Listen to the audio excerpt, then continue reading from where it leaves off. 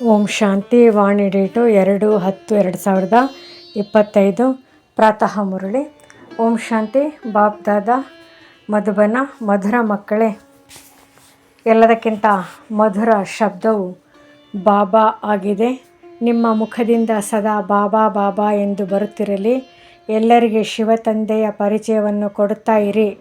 ಪ್ರಶ್ನೆ: ಸತ್ಯಯುಗದಲ್ಲಿ ಮನುಷ್ಯರಷ್ಟೇ ಅಲ್ಲ, ಯಾವುದೇ ಪ್ರಾಣಿಗಳು ಸಹ ರೋಗಿಯಾಗುವುದಿಲ್ಲ.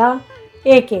ಉತ್ತರ: ಏಕೆಂದರೆ ಸಂಗಮಯುಗದಲ್ಲಿ ತಂದೆಯು ಎಲ್ಲ ಆತ್ಮಗಳು ಹಾಗೂ ಬೇಹದ್ದಿನ ಸೃಷ್ಟಿಯನ್ನು ಈ ರೀತಿ ಆಪರೇಷನ್ ಮಾಡುತ್ತಾರೆ. ಇದರಿಂದ ರೋಗದ ಹೆಸರು ಗುರುತು ಇರುವುದಿಲ್ಲ. ತಂದೆಯು ಅವಿನಾಶಿ ತಜ್ಞರಾಗಿದ್ದಾರೆ.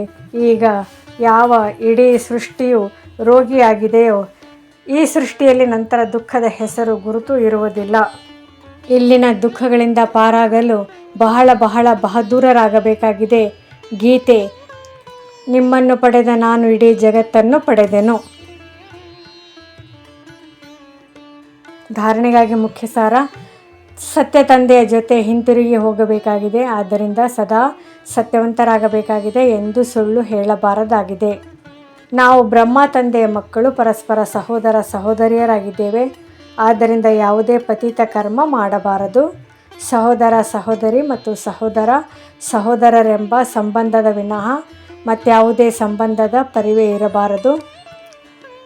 ವರದಾನ: ನೆನಪಿನ ಬಲದಿಂದ ತಮ್ಮ ಅಥವಾ ಅನ್ಯರ ಶ್ರೇಷ್ಠ ಪುರುಷಾರ್ಥದ ಗತಿವಿಧಿಯನ್ನು ತಿಳಿಯುವಂಥವರು ಮಾಸ್ಟರ್ ತ್ರಿಕಾಲದರ್ಶಿ ಭವ.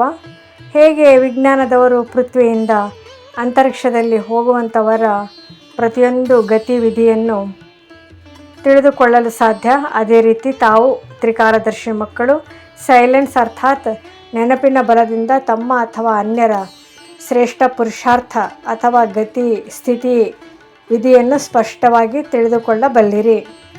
ದಿವ್ಯ ಬುದ್ಧಿಯವರಾಗಿರುವುದರಿಂದ ನೆನಪಿನ ಶುದ್ಧ ಸಂಕಲ್ಪದಲ್ಲಿ ಸ್ಥಿತರಾಗಿರುವುದರಿಂದ ತ್ರಿಕಾಲದರ್ಶಿ ಭವದ ವರದಾನ ಪ್ರಾಪ್ತಿಯಾಗಿ ಬಿಡುವುದು ಮತ್ತು ಹೊಸ ಹೊಸ ಪ್ಲ್ಯಾನ್ಗಳನ್ನು ಕಾರ್ಯರೂಪದಲ್ಲಿ ತರುವುದಕ್ಕಾಗಿ ಸ್ವತಃವಾಗಿ ಇಮರ್ಜ್ ಆಗುವುದು.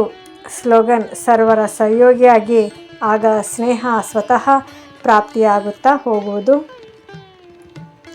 ಅವ್ಯಕ್ತ ಸೂಚನೆ: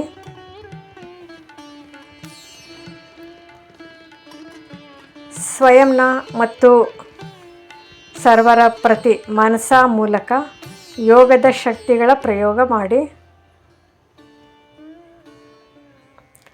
ನಮಗೆ ಸೇವೆಯ ಅವಕಾಶವಿಲ್ಲವೆಂದು ಯಾರು ಹೇಳಬಾರದು.